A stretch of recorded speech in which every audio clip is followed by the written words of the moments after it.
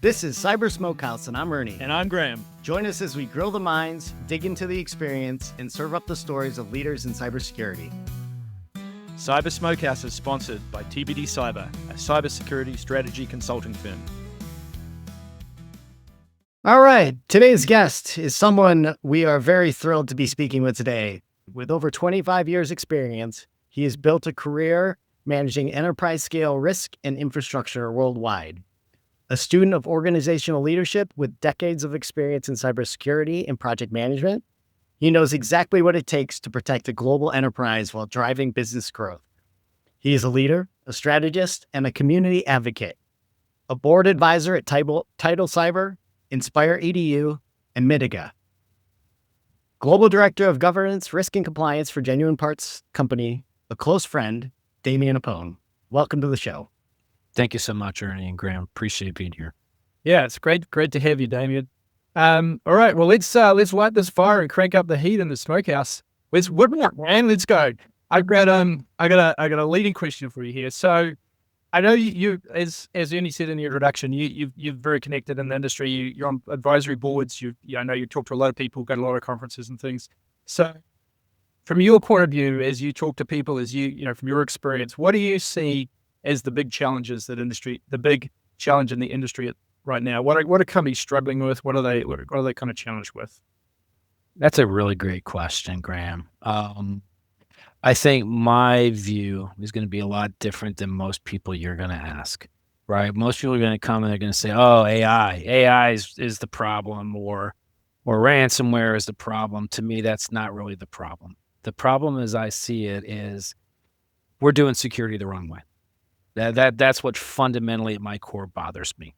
We're spending a lot of money. We're burning out resources. We're trying to do everything to everybody all at the same time, and we're failing, right? At the end of the day, with all the money we're spending, attacks are still happening, right? So to me, fundamentally, there's a flaw. We're not doing security the right way. That's what keeps me up at night. I believe we've come up with some very innovative ways to kind of shift our security program to really try to make it to become more secure for less money and less complexity. That's my personal mantra. And that's what I think security organizations should be driving toward. And instead, they're really focused more on the flavor of the day, flavor of the week of what the buzzword is. And, the unique thing is every organization is different. So you should have a customized, Taylor's version of the security program, not just trying to respond like everybody else is doing because it won't work in the end. Interesting. Yeah. So spending money on the wrong things, or kind of wasting resources, burning people out. So how do we solve for those problems? Risk management. And there's different types of risk management, and it's very simple, right? And I think at the end of the day, and a lot of peers may or may not agree with us, and that's fine. That's let's spark up the conversation. Security is a business decision. At the end of the day, security is a business decision. A business can decide what they want to secure and not secure, and it's not a mandate. Security is not a mandate unless you work in a regulated type of industry. So I don't. So it is a business decision. If the business decides we're not going to do this, then we're not going to do it. And whether I want to or not, it doesn't matter what I feel or think. So our best job really from an organization is understanding that first. Secondly, we really need to come and say, okay, I need to make sure that with limited resources, now security's always wanted a seat at the table, and I think we're starting to get that seat at the table, much like CIOs did years ago in IT. Well, the downside of having that seat at the table is now we're going to be held to the same standard and account, right? Gone are the glory days of get every money you want. Now the question becomes about security ROI. And we're security. We don't have a return on investment. Actually, there is, right? And really, it is that risk reduction. We use the FAIR methodology and ALE, annual loss expectancy, and compare before and after. And that's really your return on your investment versus how much you've spent. So there are ways to do it. But now we always want to be treated, sit at the big boys and girls table, and we're there. And now we're struggling a little bit. and we're being held to account a little bit more. And we're like, no, we want to go back to the kids' table the way it used to be. We can't go backwards, right? So if you understand where your biggest threats are and who's going to come at you, who's most likely to attack you, how they're going to attack you, how well you're positioned to defend against that, and what are the risks involved, right? Now you have a clearer vision, or hey, where are my exploitabilities? Focus in, instead of trying to do everything for everybody, focus in on the most likely things that are going to get you in the news and then work backwards. That's where you should spend your money. Shouldn't even be a question, right? And that's what you need to focus on and execute on, because if you live inside that Pareto principle or the 80-20 rule, if you can defend against the 80%, every so often somebody's going to get lucky. You tip your cap, and you're not going to spend as much money. And so I think we're so busy trying to do so much that's why we fail, right? But I think we can be smarter. We leverage risk management to help isolate those things. And then we will see those outcomes achieved. Yes, I know you're a big proponent of risk quantification and adopted the FAIR methodology, as you said, and so has that made I mean, I'd be interested in your thoughts on how. And probably not in a regulated industry, but I mean, there's always compliance things there's some things you have to do for compliance purposes. And then there's the things that, where are we going to place our bets? Where's the most impact? Where are we going to make most impact? And so that's how you're using risk quantification. I mean, how do you find that translating with the business? I think it's been a game changer for us, quite honestly, because now security is talking the business language.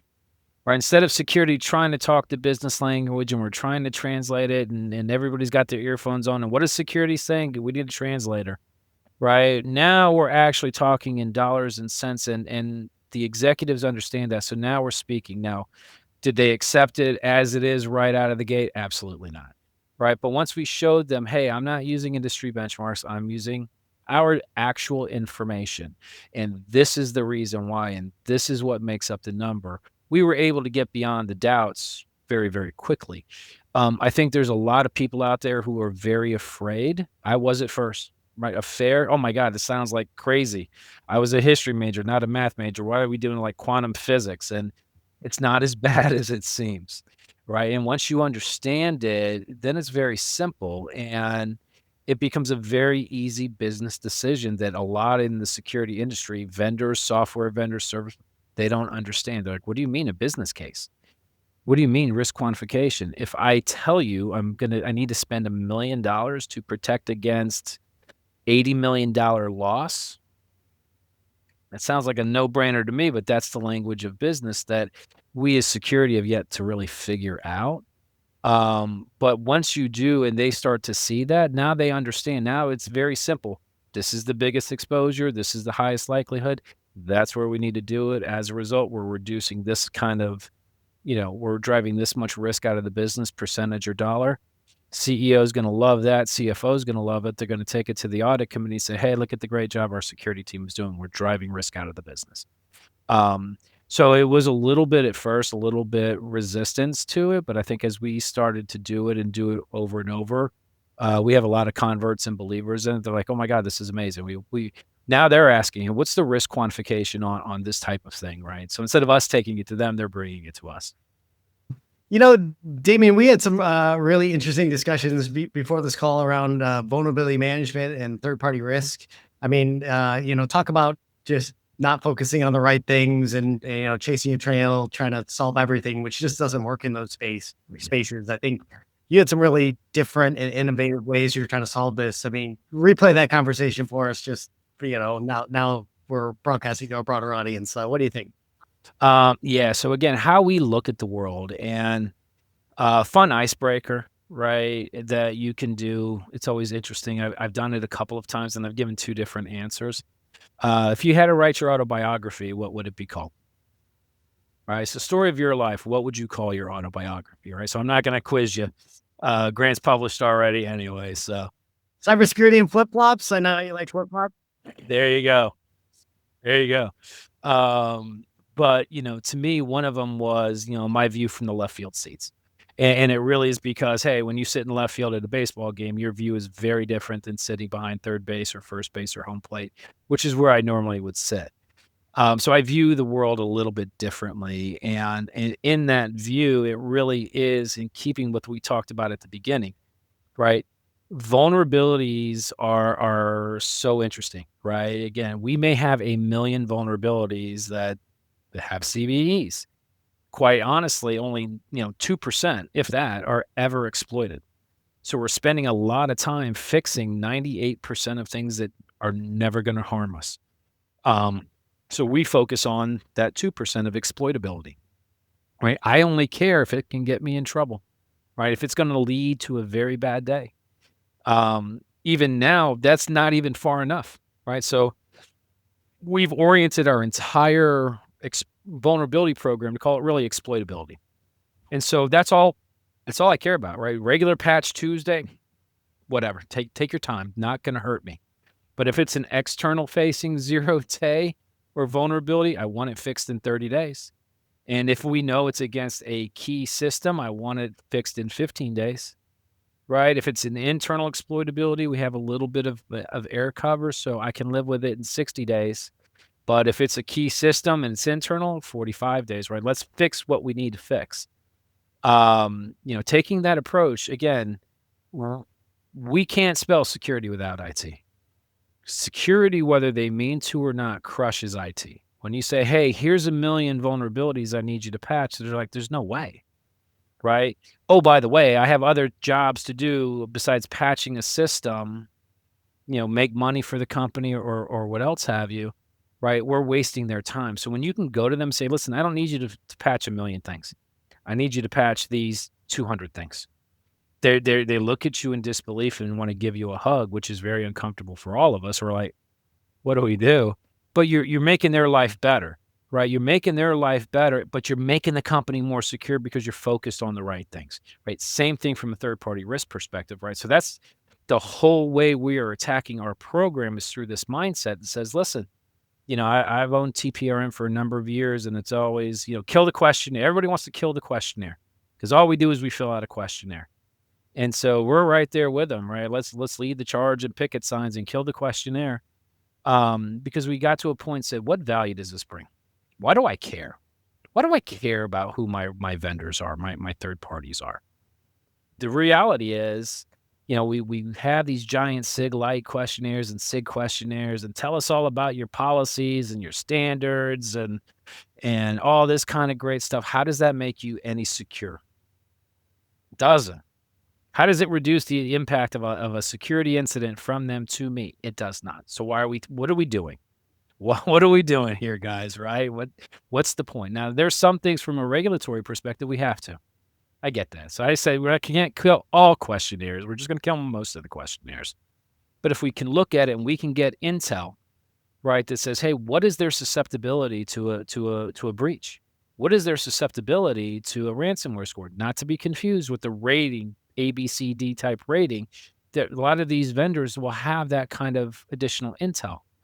So if I look at it and say, who are my biggest threats? Number one, based off of that susceptibility, right? That's going to cut my list of vendors. I have like 90,000 vendors. It cuts it in half at least, right? So then I can look at the ones that are high risk of being breached or a ransomware and say, okay, do they have my data?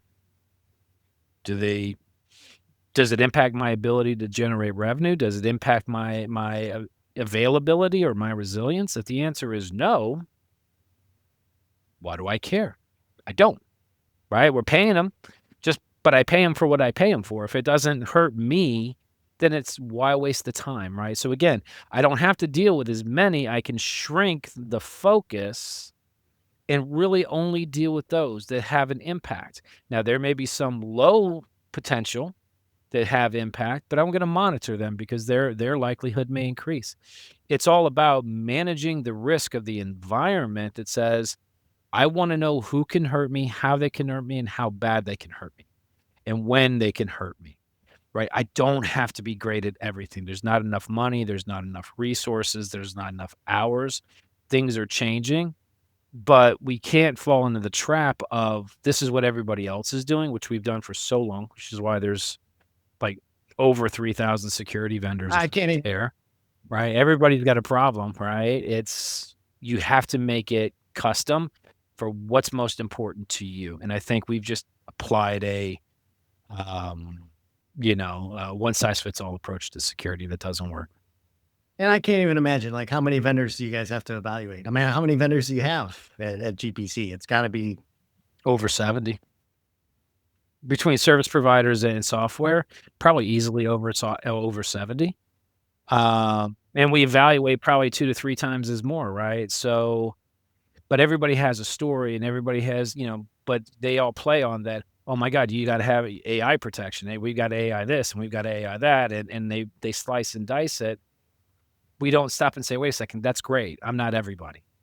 What am I most likely going to face? Who are most likely targeting me? How are they targeting me? How well am I really prepared to defend against that? How effective am I? Because at the end of the day, that's all the boards of directors and the audit committees want to know is, are we secure? How do you know we're secure? Can you give me an assurance? What are the biggest risks that we need to go through? Right there, those 3 questions are really all that the boards are looking to have answered. What are our top risks? Maybe 4th question, right? They don't really understand everything else, but how do you prove to them, right? Why do you need so much money? You can say because we're trying to reduce this amount of risk. Well, and then when you talk about 70, I was referring to the vendors that go through your third-party vendor risk program. I mean, Oh, I thought you meant security vendors. No, 90,000 at least. oh my.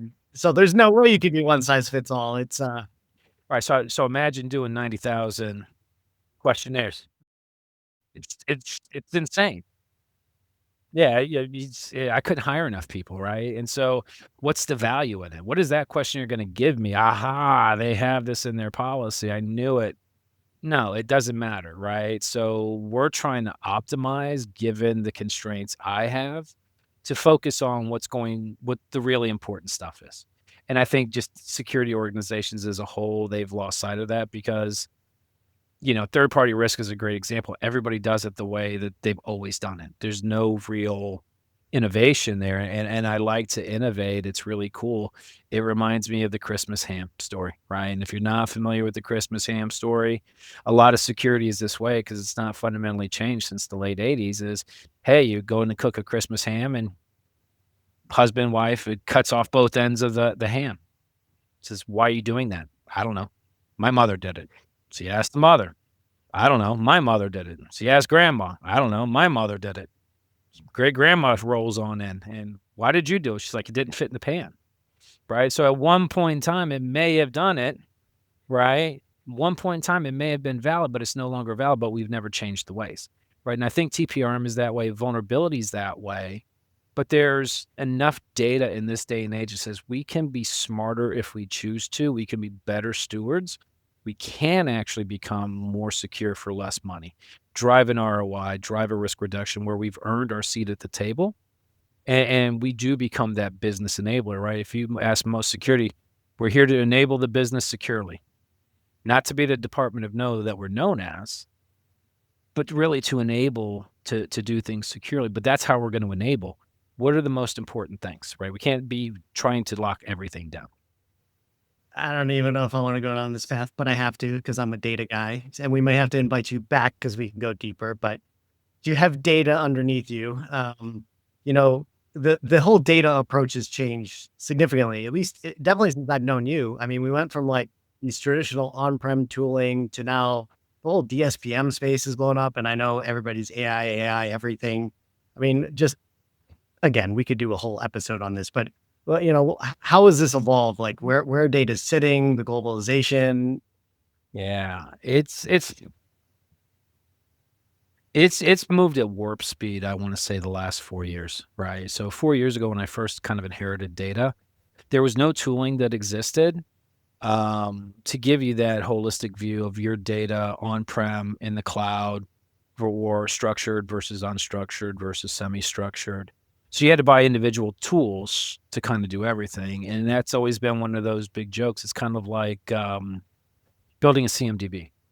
Right, everybody wants to build a CMDB until they have to build a CMDB, and these projects don't succeed. Right, data classification was always the same way. Everybody's like, "Oh man, you're doing a data classification project. You're going to spend 10 years and tens of millions of dollars, and you're never going to get to where you need to be." And that may have been true at one point in time, but I think technology is actually finally caught up with that. Where now with the DSPM tools, you do have the ability to use one technology, not four, that will look across your entire environment, not just cloud or on-prem or structured versus unstructured. So within 4 years, this is where we're at in 4 years, right? It didn't exist 4 years ago when I started buying some technology. 3 years later, it did exist. And not only does it exist, there's some really, really good ones out there. And you talk about AI, right? Where people kind of miss the boat a little bit on AI is all about the data. AI is just a means to an end. It is an activity. AI is an activity to get to an end, right? What is AI consuming? AI is consuming the data. So if you know where your data is and you know how it's protected and you work from an AI perspective to train the models of what it will and will not allow and what it can ingest and what it can ingest. But I think we can be so much smarter today around data, and I definitely am. But I've seen that move at light speed, and we're in a position today that we've never been in before and that most organizations haven't been in. Because again, we talk about risk, right? It was very eye-opening, right? This whole thing, again, there's a theme of risk throughout everything I do. But, when we started deploying DSPM and just the numbers of data that was at risk, or the amount of data is just like, no freaking way, right? These numbers are so big and stupid looking, quite honestly, like, this can't be real. But it is real. So I think one of the things, people have way more data than you think you have.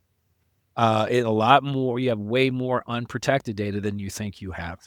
But the silver lining to that dark cloud is we were able to make a significant stride in less than 7 months. Less than 7 months, we were able to have over a 66% reduction in unsecured sensitive data. Right, it enables you to it doesn't just give you the information, it gives you actions you can take to actually secure the business, which gets us back to the previous. And now I can show a return on my investment.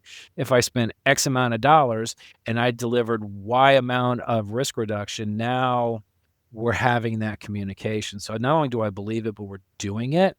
And people are like amazed that how could you do this? And it's not as hard as it thinks, but I think data is the most important thing. I love the AI commercials that they have Matthew McConaughey, because I truly do believe data is the new gold, right? And AI, it's all about the data, right? And how are you protecting it? So, DSPM is a little sexier than DLP at times, right? In the old ways of doing things, but what we're doing today, we couldn't have done 4 years ago.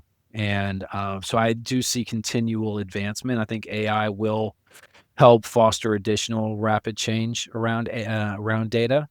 But again, that's where it's like you have to understand the pieces to it. And it's been so cool to watch. I mean, in my early days when I was a younger consultant and we walked uphill in the snow both ways with our servers, all this stuff would topple over when we were trying to do it. And the fact that you can get through the amount of data that we're scanning through now is it's crazy. So cool to watch.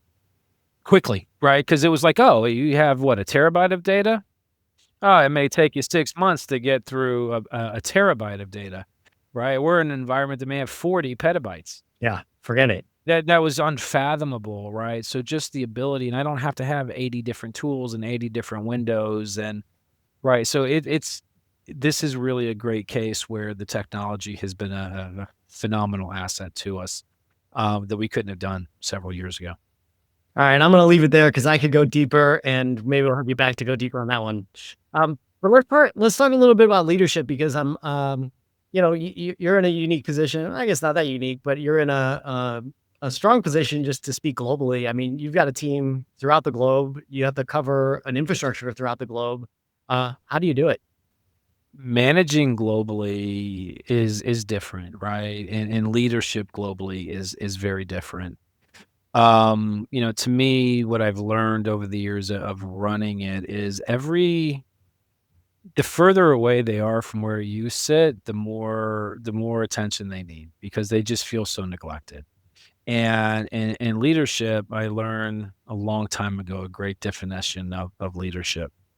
And I learned it in high school, and I've never forgotten it all these years later. Leadership is the art of motivating someone to do a task willingly, right? And that's what leadership is. I need you to do something you may not want to do and be happy about doing it, by the way.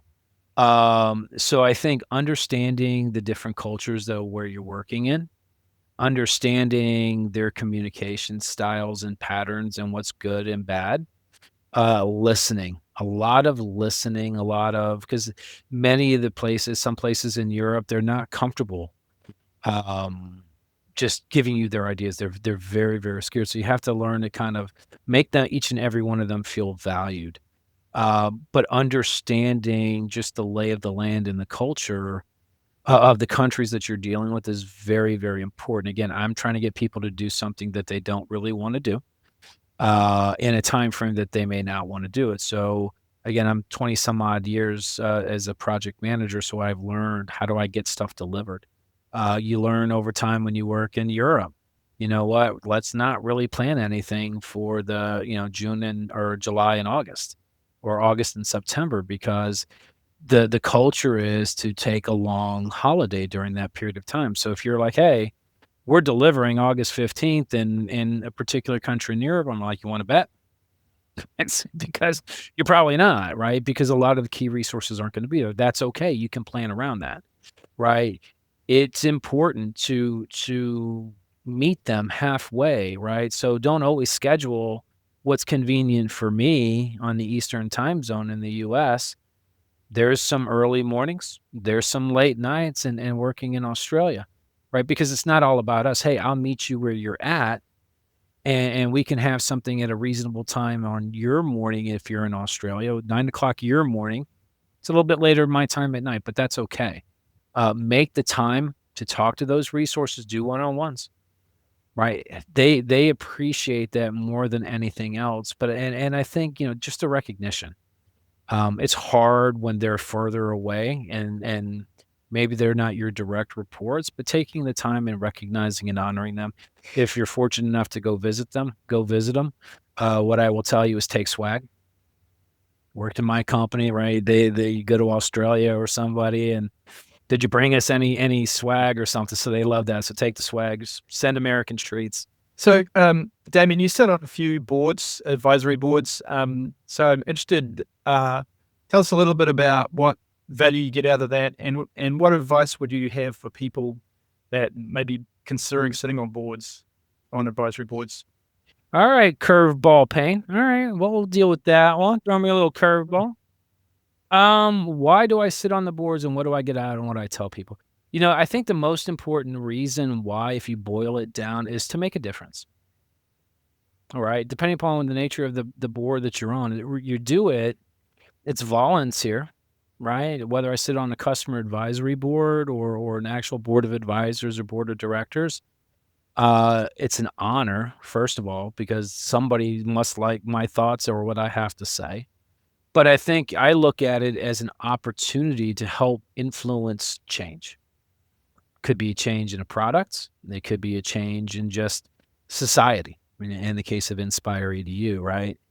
And I think that's really why somebody should do it. If you're really focused on what's in it for me, may not be the best utilization of your time.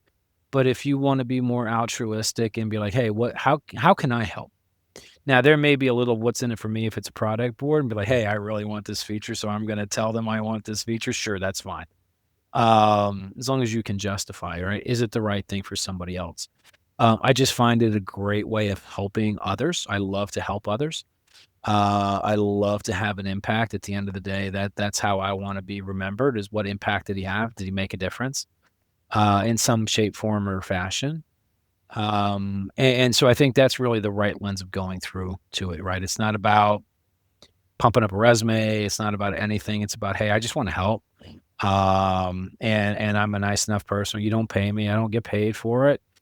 You do it out of the kindness to help other people. And I think that's really, if you can go through life doing that and focusing on helping other people, then you've lived a really good life.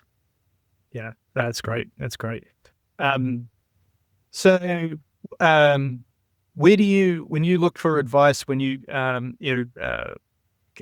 continue to kind of develop your knowledge and expertise, where do you go? What are you reading? What are you listening to? How do you learn and keep up to date in the cybersecurity industry? Yeah, I enjoy when I go to conferences, and I like to go to conferences where they actually give content, not just necessarily meeting vendors. Because I do like to learn and listen. I don't necessarily have a single place that I go to. But what I find is, because you'll get a lot of different views. So how do you ingest the data, right? To me, sometimes that's more important than the sources of the data. You should always have a myriad of sources. But one of the things I learned, years ago in coming up, how do I form my beliefs and my opinions, right? How did I get to the concept of more secure, less money, right? Is just taking in all kinds of information into my own AI and then saying, okay, I like to triangulate the information. I like to look at the same piece of information from 3, 4 different ways, right? How I look at it from above directly down is a lot different than the two sides, which is different from the front. Right. So I go through it. I don't necessarily just take people at their word. It'll have to pass kind of my logic test if it makes sense to me and I believe it's the right way. And we try to poke holes in it. I think that's the only, because there's so much that's out there, and everybody, some people may fall in love with a particular individual, they're disciples of fill in the blank. Whatever they say has got to be the gospel, and we have to do that. I think that's dangerous. We have to think again, there's no one size fits all for security. And so again, you have to understand, and then you have to synthesize that understanding of the world outside to the world that you're in, right? Nobody tells you that, right? Listen, oh, ransomware is the greatest evil that we face, and AI is going to be the death of all of us. Maybe it will. I don't know. Right. But how do I apply that to my particular environment? Right. Nobody's telling me how to apply it to my particular environment. Everybody's telling me what they're doing, and everybody's copying everybody. And there's still problems. So you're not doing it right. So I don't want to propagate not doing it right. So it's a good non-answer and a very long non-answer for you. But I don't trust any single source. I look at multiple sources. I synthesize it. I take that and put it in the context of my world to really come up what's right for my world, because what's right for me may not be right for somebody else. I talk to a lot of my peers. Hey, what are you guys doing? Right? Pick their brains, just to kind of get different ideas. Because I think the number one thing is I never think I have all of the answers. Right? If you think you do, and if you want to be the smart, I'll never be the smartest person in the room. Right. I don't believe that I am. Right. I've always got something to learn. Other people have a different point of view and perspective that I may not have looked at. So triangulating the information as best as I can from different sources to come to my truth is typically how I approach it.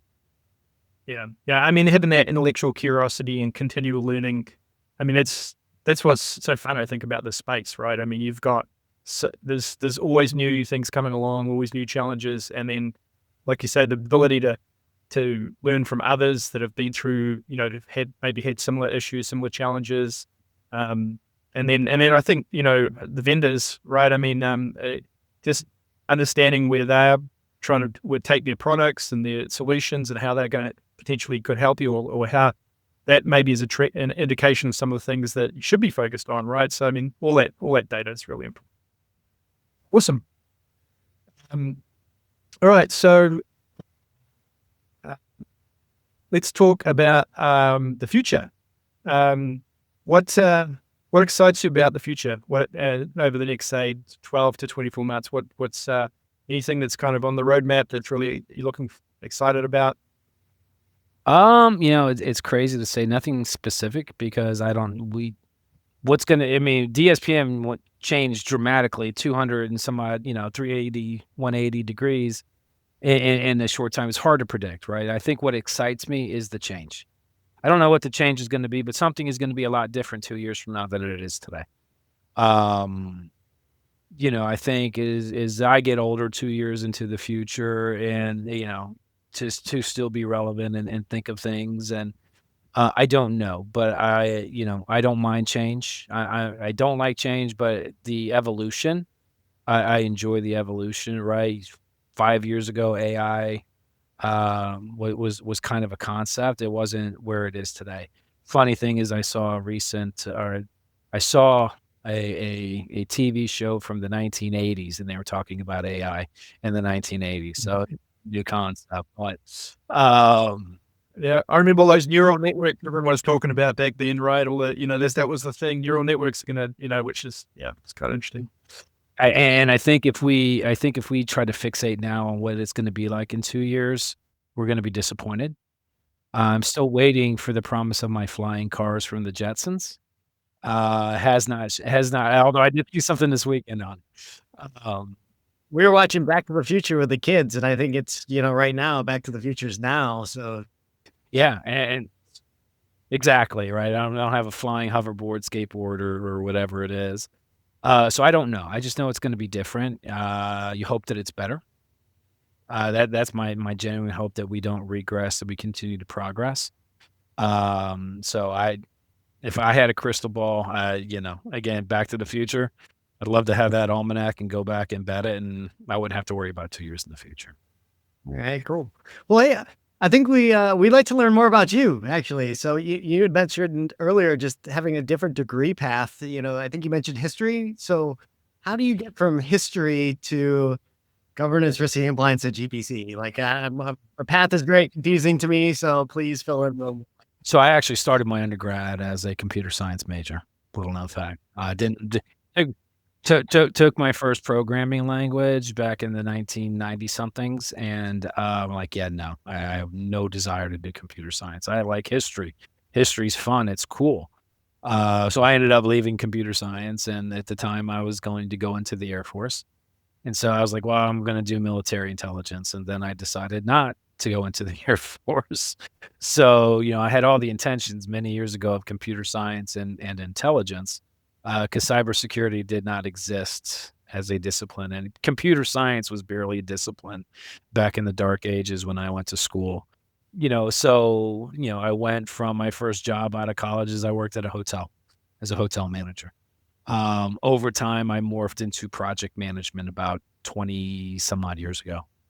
Got an undergraduate degree in business. And so that's how I understand the business. So when I tell people and they ask invariably, how did you end up in cyber? I tell them, I said, there's many roads that lead to cyber. Cyber is a giant tent as well. There's a lot of different things you can do. I'm not technical. I don't consider myself to be technical. I'll never code. Right? Ones and zeros are just ones and zeros to me. They don't say anything. But I understand the business, and understanding the business is getting to be more and more important on the cyber side. Again, as we've talked about, if you can't speak the language, it's hard to communicate. I can attest to that based off of a couple of trips to Germany. I don't speak German. There were some interesting times there. By not speaking German, they didn't speak English, but I think always that natural curiosity, and really it was project management that brought me into cyber. I love project management because I love solving a problem, and I think that's always been in my DNA. Is I like to solve, I like to be creative. I never thought I was creative, but I like to be creative and solve problems. And at the end of the day, when you've done a project and you hit the end and you've got actually something tangible to show, that was the payoff. But that's how I got into cyber, 20 some odd years ago, 22 years ago, was through compliance, right? SOX compliance year one. I was one of 7 project managers that had to get us compliant with SOX. And then I got PCI, and then I got business continuity, disaster recovery, and so on and so forth. So, there's a lot of ways to get to cyber. You may not realize you want to get to cyber. And I know the next question, so I'll just preempt you, Ernie, is what would I tell myself now? Is that exactly that. I didn't know that cyber existed. I never thought, I had plans. I thought it'd be really cool if to be like a spy in the military intelligence, and that wasn't the path I ended up going. I went the commercial route, but not ever thinking, well, there's a way to get back there, right? So understanding more of that when I was younger, that'd be the best thing I tell young people now is when I have people come to me, they're like, "Hey, we're really interested in doing cybersecurity." I'm like, "That's phenomenal. Do you know what area?" They're like, "Huh? I just want to do cybersecurity." I'm like, "Okay, well, that's like saying you just want to drive a car. What kind of car?"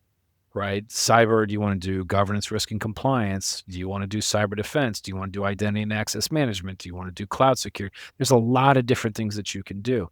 And I think the people that I talk to that are new, they don't know that. So they remind me of myself at their age because they don't know that. Nobody teaches them. And they may be like, well, I really want to learn, but I'm not super technical. That's okay. Right. I like the non-technicals because again, we see as a liberal arts major and not having been an engineering major, I see the view from the left field seats. I ask different questions, right? I go about doing things differently just because I had to write so many term papers where you had to do a certain type of analysis a certain way. So I'm programmed that way. But it really is, hey, what is it you really want to do? And I feel that, I'm living that best life by being able to make a difference, right? A positive impact, be it as a member of a board, be it contributing to a major company's security. But that really is, the roundabout way that I got into security. Accidental. I was an accidental project manager. I'm an accidental security professional, but I love it, and never been bored a day in my life. That's for sure. Since I've been in cyber. It's funny, as you talk about the different parts of security. I mean, like you can't just say it's security, right? There's so many different domains and areas of expertise. Didn't you tell me a joke with your kids as they were growing up? They thought you were like more mall cop. Like, how old were they until they figured that out? That like you actually did more than that. So today my kids are 27 and 24. It was my 24-year-old. She didn't understand what dad did. And she was probably 20 when she finally understood that dad wasn't Paul Blart Mall Cop because she thought I was Paul Blart Mall Cop riding around on a Segway. But then somehow in her mind, she kind of got it confused that I was a bodyguard to like super famous people. I'm like, there's nothing about me that screams, other than my haircut, maybe. Nothing about me screams bodyguard. You're closer on the Paul Blart Mall Cop riding around on a Segway. So they didn't even understand. My daughter didn't understand. So maybe about 2 or 3 years ago, what I did. I don't know that my son still understands what he's like, yeah, I don't know. Dad gets to go to a lot of cool events and things like that. I want to do what he does because I want to go to he wants the perks, but he doesn't understand day to day what I do. But yeah. Yeah, that's rather funny. And no disrespect to like, I respect all professions. Just misalignment on what security means. That's all I'm saying. Well, and it is a type of security. Let's be honest. Security is a big tent, right? He is mall security, right? It's just not the cybersecurity that we do. So no, definitely no disrespect, but it really is that big of a tent. And it's like I tell people, they're like, "Oh my god." I said, I do the things that people die to get into security. I do the cool stuff. I can make it exciting, let me tell you. But it really is. And so I think a lot of people don't realize they have an image in their mind. Again, my daughter's image was of a movie she saw, and that's what she thought it was. And other people have other movies like Sneakers or Hackers or whatever the case may be of what cybersecurity is, not holistic. And so I think that's an opportunity for our profession to educate the next because we still have a skill gap, right? We still need people. And I think there's a lot of people that would be great that don't think that there's a place for them under the tent. So it's been a few minutes since we lit the fire and cranked up the heat, so I can smell that brisket cooking pretty well now, and what that smell sort of wafting along. So tell me about smoking. Are you a smoker? Are you a griller? What's your passion? Man, I'm not a cooker at all. I like to eat. I don't like to cook. I like other people to cook for me. I'll be very honest. I do grill from time to time. I've done a big green egg once at an event. There's way too much work in there. There's way too much work and commitment for to eat. I cook on Christmas and Thanksgiving and Easter. I cook on holidays. That's generally when I cook. But I do love to eat it. And, it's interesting where you're at and where you're from, the perceptions of it, right? So you'll call it, smoking or grilling or barbecuing. So I grew up in the Northeast. I live in the Southeast. I was born on the West Coast. I lived in the middle of this great country for a long time. So I've had a little bit of what barbecue is all around. It's very different. It's got to be much different than overseas, right? That'd be a really curious thing is, are they smokers overseas? Because, I like Grant's Atlanta accent that he's got there because I know Graham's his Atlanta accent. But, for me, barbecue's different, right? Pulled pork. For my money, Carolina pulled pork, although I like the sweet sauces. Big fan of pork spare ribs, the big long port spare ribs, from the Midwest, right? Kansas City, St. Louis. That's kind of my go-to, if I go out to eat it. But it's very, very different. Wars will be fought over barbecue in this country. What's your top restaurant? Like, what's your go-to meal? I think I know this, but I could be wrong. Pork spare ribs. Pork spare rib. Okay. Yeah. Oh, are you talking in general or from? Just in general. Oh, in general. Man, I know what you're going to think, and yeah, I'll go with you. And I'll lean into the pitch there, Ernie. We'll go with C. Elliot's and a steak from C. Elliot's Steakhouse here in Atlanta. One of my personal favorites. Can't beat a great steak. But if we were doing barbecue here in Atlanta, I'm going to give a shout out to Smoke Jacks in Alpharetta, Georgia, because they're the only ones who do the pork spare ribs the way I like it. So that's a really special treat when I get to go out there. All right. Very cool. Well, hey, so Damian, if anybody wants to get in touch with you, any place they can reach out, where can they get in touch with you? Yeah, I would say you can reach out to me on LinkedIn. I'm admittedly, I'll tell you, I'm terrible at LinkedIn sometimes, but if you put it and you reach out and connect, say, hey, I heard you here, then you'll get a response. I promise. Maybe a little bit longer than you anticipate, but I will definitely get back to you. But that's going to be the best place to reach out to me. Cool. And the company website's GenParts.com. GenPT.com is the parent website. Well, thank you, Damian. This has been amazing. We've covered a lot of really interesting topics and learned a little bit about you, which has been amazing as well. So thank you again for joining us. Thank you to our audience. I hope you've learned something today, or laughed about something. And if you have, please tell others about the podcast. Thanks again, Damian. This has been another exciting episode of the Cyber Smokehouse. See you next time. Thanks, guys. And that wraps another episode. Thank you for joining. For show notes and other episodes, visit us at cybersmokehouse.com. Cyber Smokehouse is sponsored by TBD Cyber, a cybersecurity strategy consulting firm. TBD Cyber works with organizations to assess their security program, develop and implement security initiatives, and optimize their security investments. We work in areas as broad as data security, risk management, cyber resilience, and security architecture. Our clients value us for our extensive expertise and independent advice, which is why we do not sell security products or deliver managed security services. If you want to work with a trusted advisor, we can help. You can learn more at tbdcyber.com. We'll see you on the next one.